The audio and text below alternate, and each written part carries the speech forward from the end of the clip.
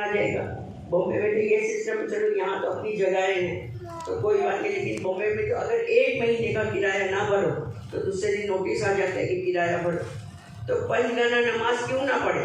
5 وقت کی نماز ہوتی ہے. پوجا میں آتا ہوں خالی اللہ کے آگے سجدہ کرنا ہے، قبول تو اس کو کرنی، تو کچھ اپنے لیے بھی کمائی کرو. اسی پروردگار کو کہہ رہی یہ زندگی میں نے تمہیں دی، اس زندگی میں کوئی کام ایسا کرو جو مجھے پسند آ جائے.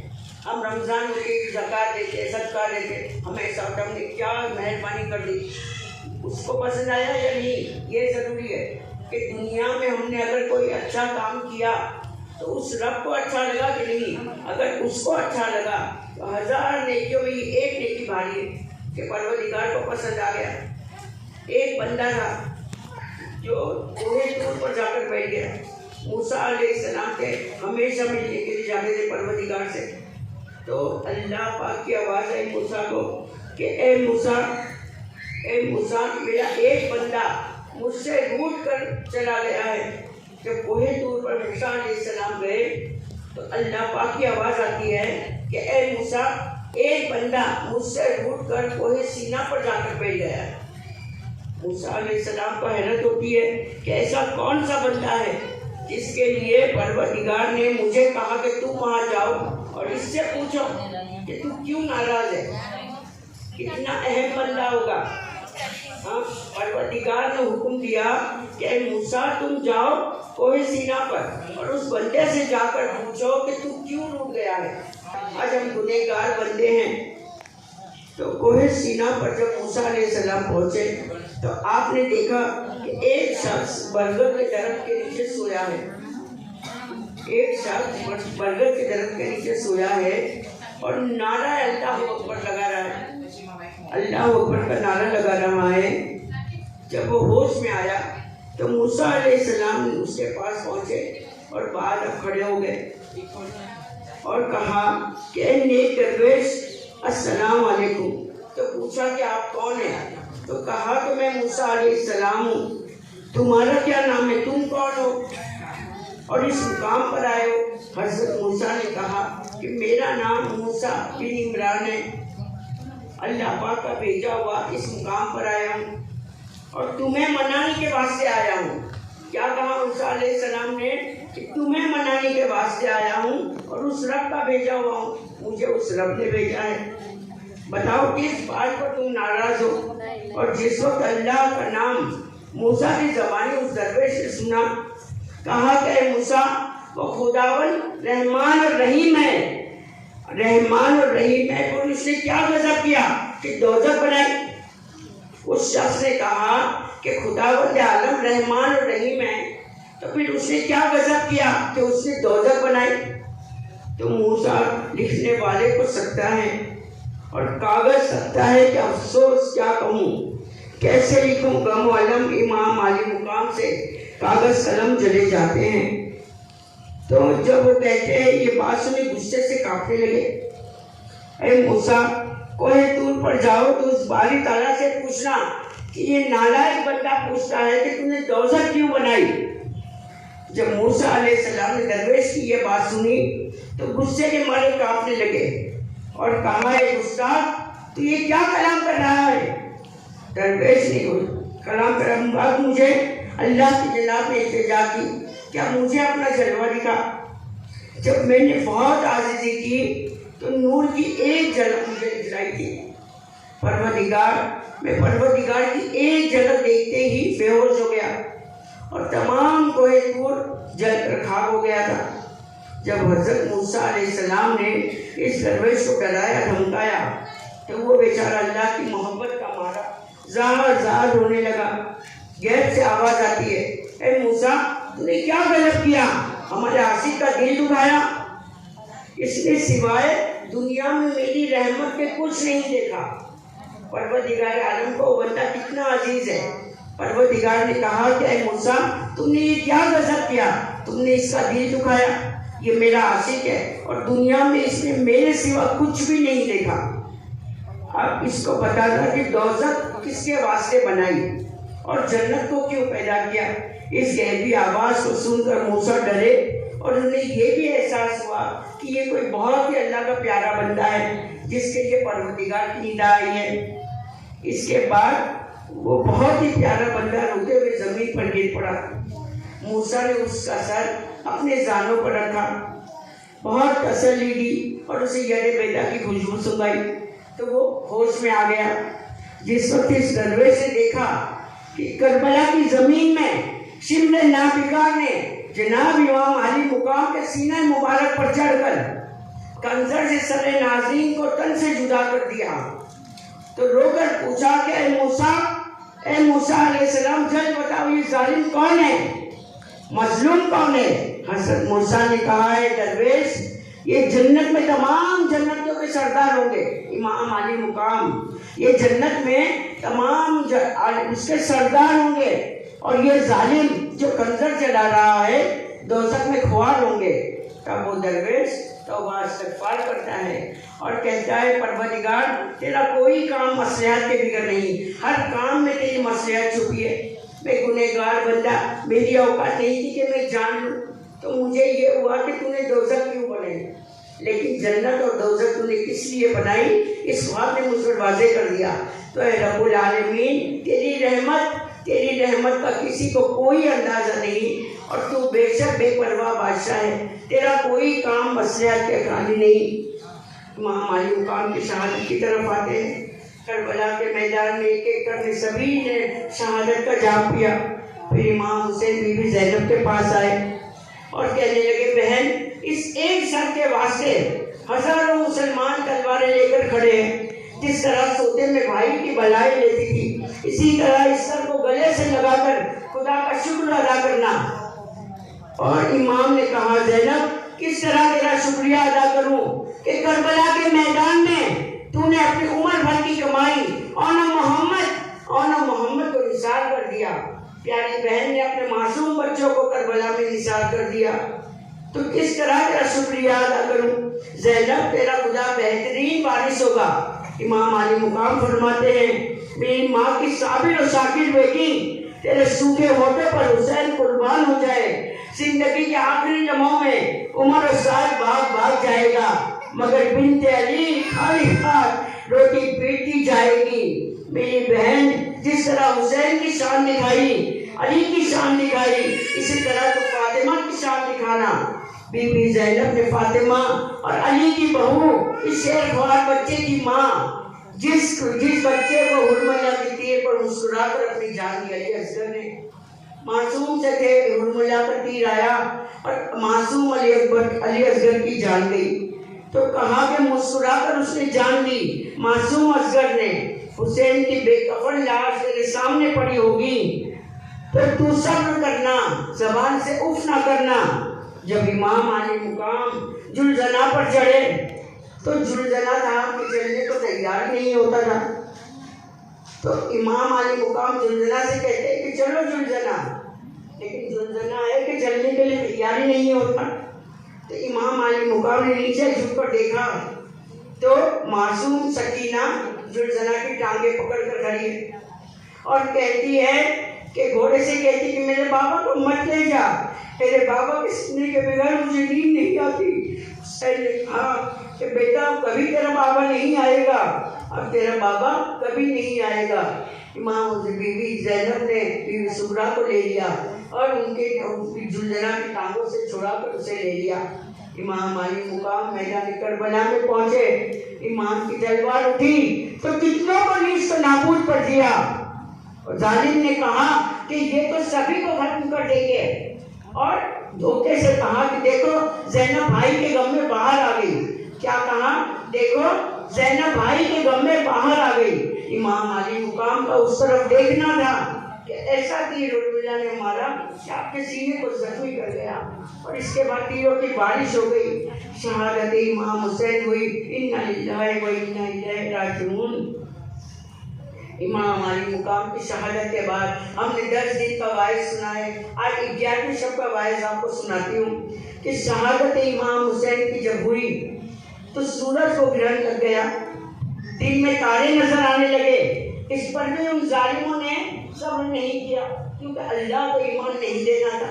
آج ہم مسلمان پہلے ہم گنہگاروں کے لیے کیا نا انہوں نے، لیکن پروردگار جنت کے جام کوثر ان کے لیے آ سکتے تھے، لیکن 3 دن کے پیاسے امام علی مقام پورا کنبہ کا کنبہ پیاسا تھا، دن میں تارے نظر آنے لگے، اس پر بھی ان ظالموں نے بس نہیں کیا، آسمان سے خون کی بارش ہونے لگی، شہداء کی لاشوں پر گھوڑے دوڑائے، جہاں کربلا کے رن میں تمام لاشیں پڑی ہوئی تھیں ان پر گھوڑے دوڑائے، ان ظالموں کو ایسا تھا کہ انہوں نے اس پر بھی گھوڑے دوڑائے، معصوم علی اصغر جو 6 مہینے کے تھے ان کی لاش پر بھی گھوڑے دوڑائے، بیویاں بیٹیاں جو حیران تھی امام علی مقام کے بچوں کے ساتھ یہ سلوک کیا گیا، پریشان تھی کہ کل رات تک جن خیمے میں بہنوں بھائیوں بیٹیاں بڑا پورا کنبہ تھا آج خیمے خالی ہو گئے، آج محرم کی 10 رات کیسی آئی کہ ان کے خیمے خالی تھے، یزیدیوں نے ان کے خیموں میں آگ لگا دی، جو بیٹیاں تھی خیموں سے باہر نکل آئیں، اس پر بھی ان ظالموں نے بس نہیں کیا، سیدانیوں کے اوڑھنے چھینے، ان کے سروں کو ننگا کر دیا، معصوم کے کان کی بالی چھینی۔ سکینہ نے کہا کہ بدبختوں، ہم نبی کی نواسیاں ہیں، تم نے میرے کان سے ایسی بالیاں کھینچی کہ میرے کان پھٹ گئے۔ ان ظالموں نے اس پر بس نہیں کیا بلکہ سکینہ کی گال پر بے تحاشا تماچے مارنے لگے، بی بی زینب کی چادر کھینچی، بی بی شہر بانو کی چادر کھینچی، ام سعد کی چادر کھینچی، امام علی مقام کی بیویوں کے ساتھ انہوں نے اس طریقے سے سلوک کیا۔ اس کے بعد انہوں نے جشن کی تیاری کی، ایک اونٹ ذبح کیا گیا، اس وقت سورج کو گہن لگ گیا تھا، اور یہ شام میں غریبہ ہے، عاشورے کے بعد کی 11ویں محرم جسے شام میں غریبہ کہتے ہیں۔ امام اکبر کی لاش پر گھوڑے دوڑانے کے بعد ان ظالموں نے اونٹ پکایا، لیکن جیسے ہی اونٹ کو کھولا دیکھ کھولی کیا کھانا پک چکا ہے، تو وہ کھانا سارا خون بن گیا تھا، سورج کو گہن لگ گیا، آسمان سے خون کی بارش ہونے لگی، اور جب دیکھ پک کر تیار ہو گئی اور انہوں نے دیکھ کو کھولا تو اس میں کھانا نہیں بلکہ خون تھا۔ وہ شہزادہ حسین جس کے لیے عید کے دن کپڑے ان کا بابا نہ لا سکا، وہ نانا جان کے پاس گئے، ان کا دامن پکڑ کر کہا کہ نانا جان میرے عید کے کپڑے نہیں ہیں، میرے عید کے کپڑے نہیں ہیں، تو نانا جان نے کہا کہ بیٹا صبر کرو۔ تو مولا حسین کہتے ہیں کہ غلاموں کے بچے تو کپڑے پہنے اور نبی کے نواسے کپڑوں سے محروم رہیں۔ اتنا کہنا تھا کہ دروازے پر دستک ہوئی، پوچھا کون؟ تو کہنے لگے، آواز آئی کہ میں درزی ہوں، مدینہ سے آیا ہوں، میں درزی ہوں۔ دروازے کو کھولا تو کیا دیکھتے ہیں کہ یہ جو درزی ہے یہ تو یہاں کا تو نہیں لگتا، تو پوچھا کہاں سے آئے ہو؟ تو درزی نے کہا کہ میں سدرا کا رہنے والا جبرائیل ہوں۔ کون ہے؟ سدرا کا رہنے والا جبرائیل امین ہوں، میں حسین کے کپڑے لینے آیا ہوں، کپڑے لے کر آیا ہوں حسین کے۔ یہ ہے حسین امام علی مقام کی عظمت، تو جس کے لیے جنت سے جوڑا آتا تھا آج وہی حسین بے گور و کفن پڑے ہیں۔ حسین کی عظمت بچپن میں ہی بتا دی گئی تھی، اگر یہ مانگ لے تو جنت سے کپڑے آتے ہیں، اور حسین نے کہا کہ میں گور و کفن پڑا رہوں گا لیکن اس اسلام کی عزت کو میں بچاؤں گا۔ امام علی مقام نے اسلام کی عزت کو بچایا، اپنا گھر بار سب کچھ لٹا دیا، یہاں تک کہ بی بی زینب کے معصوم بچے علی اصغر معصوم تھے۔ اگر مدد کیجئے یا رسول اللہ، کہا کہ ہماری مدد کیجئے یا رسول اللہ، تو جنت سے جوڑے آتے ہیں جن کے لیے آج وہی حسین بے گور و کفن پڑے ہیں۔ ادھر انہوں نے حسین کو قتل کیا، ان کی لاش پر گھوڑے دوڑائے اور جشن کی تیاری کی، اونٹ کو ذبح کیا اور اس کو پکایا۔ جب انہیں لگا کہ یہ پک چکا ہے تو اسے کھول کر دیکھا تو وہ خون بن گیا تھا، خون سے بھرا ہوا تھا۔ کھانا تیار کیا، جب کھانے بیٹھے تو کھانا خون بن گیا۔ ادھر سیدہ زینب اپنے ہاتھ میں ٹوٹا سا خنجر لیے ہوئے، جہاں پر سب کی لاشیں شہداء کی، بیابان جنگل ہے، جانوروں کی چیخنے چنگاڑنے کی آوازیں آ رہی ہے، سیدہ زینب اپنے ہاتھ میں چھوٹا سا ٹوٹا ہوا خنجر لے کر پہرا دے رہی ہے، لاشوں پر پہرا دیتی ہیں، اب میں یہاں کسی کو نہیں آنے دوں گی، ہاتھ میں ٹوٹا ہوا خنجر ہے اور سیدہ زینب پہرا دے رہی ہے۔ سینے رونے کی آواز آنے لگی۔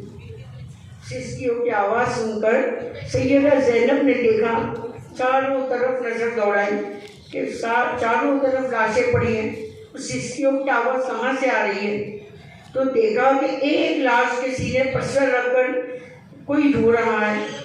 وہ وہاں آئی، اس کو اٹھایا، دیکھا تو کوئی اور نہیں، معصوم سکینہ ہے۔ سکینہ جس کو اپنے بابا کے سینے کے بغیر نیند نہیں آتی تھی۔ جب بی بی سکینہ نے، بی بی زینب نے بی بی سکینہ کو اٹھایا اور اپنے سینے سے لگایا تو کہنے لگی میرے بابا کا سینہ تھا، میں انہی کو اس جنگل بیابان میں ڈھونڈنے آئی تھی، میرے بابا کو میں ڈھونڈنے آئی تھی۔ بی بی زینب سے بے اختیار گلے لگ جاتی ہے اور بی بی سکینہ رونے لگتی ہیں۔ میرا بابا بے گور و کفن اس بیابان جنگل میں پڑا ہے، جہاں سے پیشی درندوں کی چنگاڑی کی آوازیں ہیں۔ تو بی بی زینب کہنے لگی کہ بی بی سکینہ تم نے کیسے جانا کہ یہ تمہارے بابا ہیں؟ تو بی بی زینب نے کہا کہ میں رو رہی تھی تو ایک لاش سے آواز آئی، ایک لاش سے آواز آتی ہے اور کہا کہ سکینہ تیرا بابا یہاں پر ہے۔ کیا آواز آئی؟ ایک لاش سے آواز آئی، سکینہ تیرا بابا یہاں پر ہے۔ تو یہاں پر چلی آئی۔ بی بی زینب نے سکینہ کو گلے سے لگایا اور پھر پہلا دینے لگی۔ ٹوٹا سا خنجر ہاتھ میں ہے۔ اس بیابان میں ایک سایہ نظر آیا۔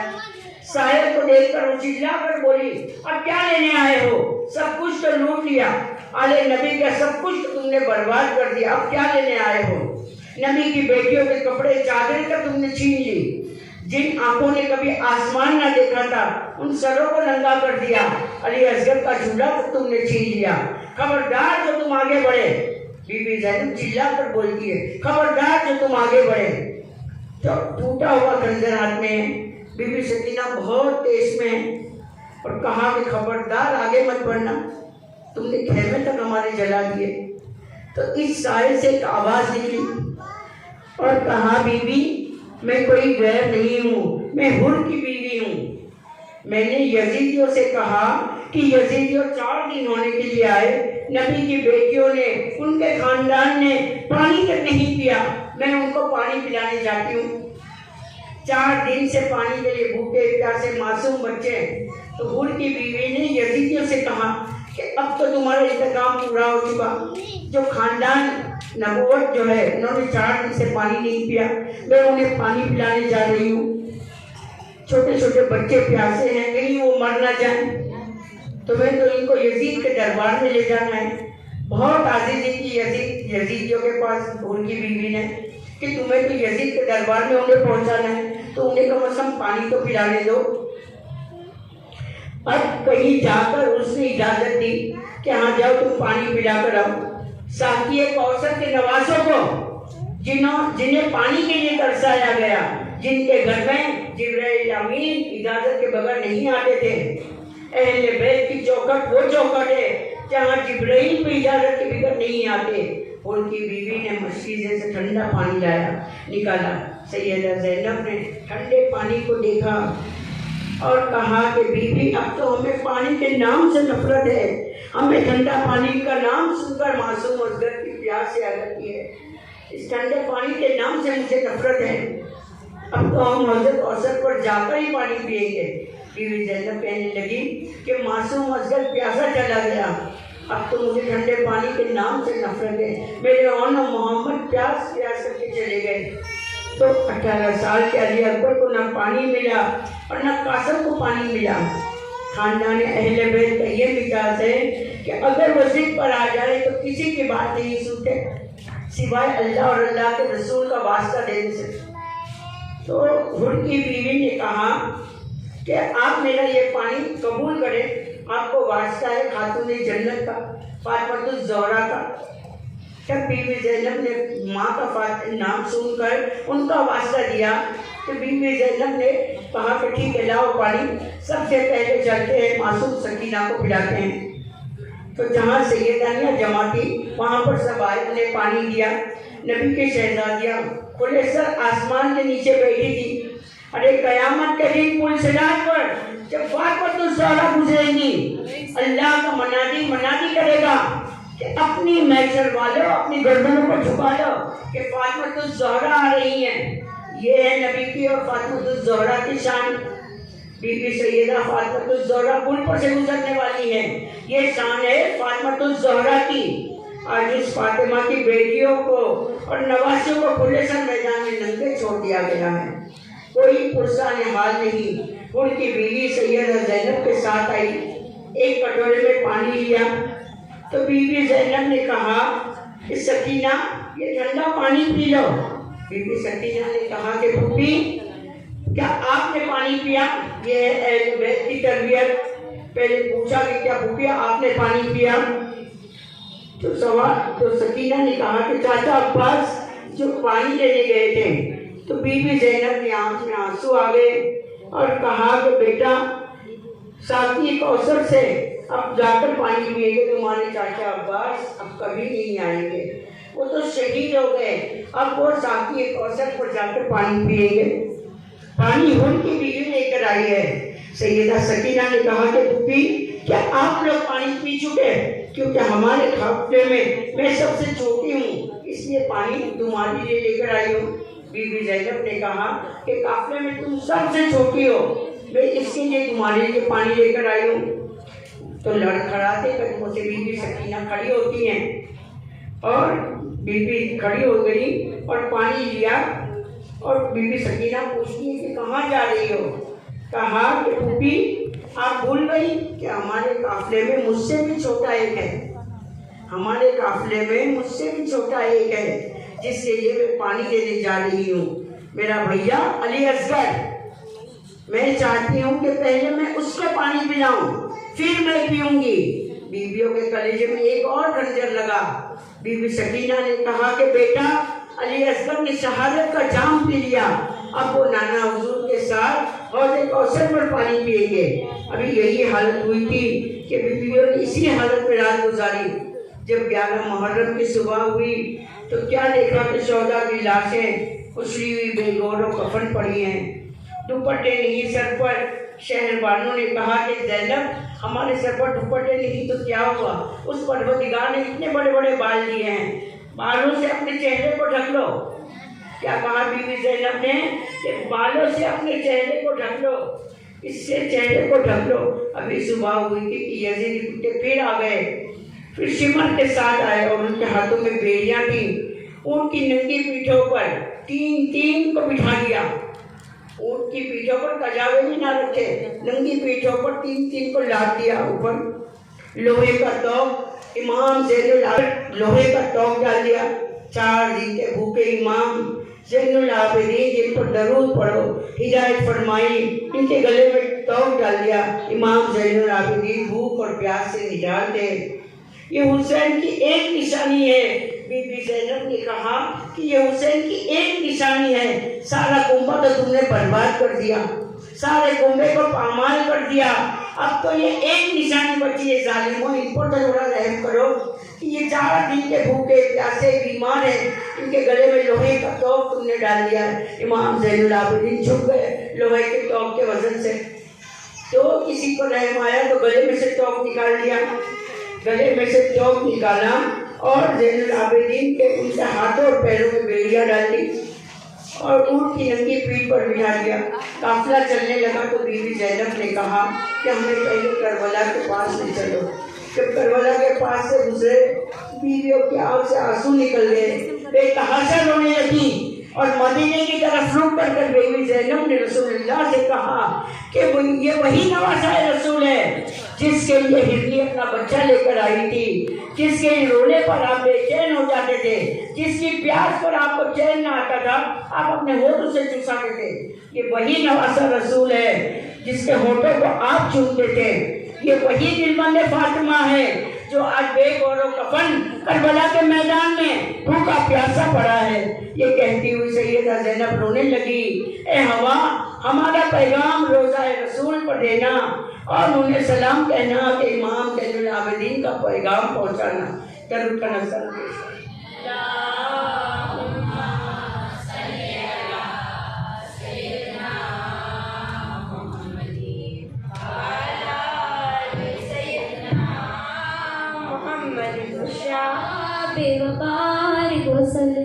ہر سال محرم آتے ہیں،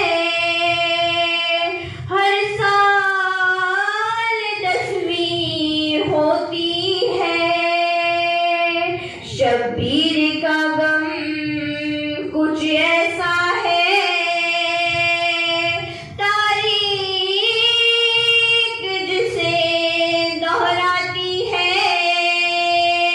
رن میں کہتے تھے شاباری باری، الوداع الوداع ہے ہماری، لاؤ جلدی ہماری سواری، الوداع الوداع ہے ہماری، لوگوں چمکا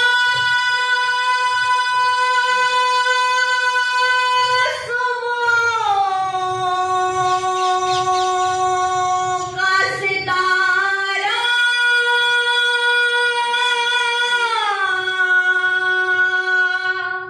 پیش آیا قضا کا پکارا، میرے لشکر میں کر دو نکارا، الوداع الوداع ہے ہماری، رن میں کہتے تھے شاباری باری، الوداع الوداع ہے ہماری، بیٹا گر تم مدینے کو جانا،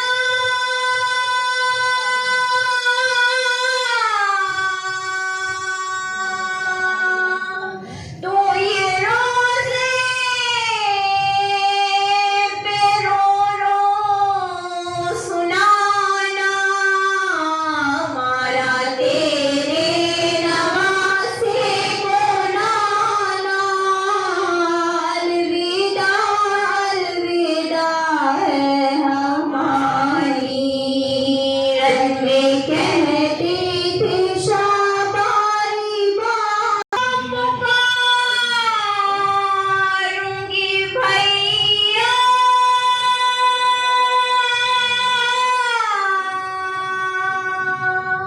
اب پانی میرا نیا کھیویا، بولے حق ہے تو ہے کالویا، الوداع الوداع ہے ہماری، رن میں کہتے تھے شاباری باری،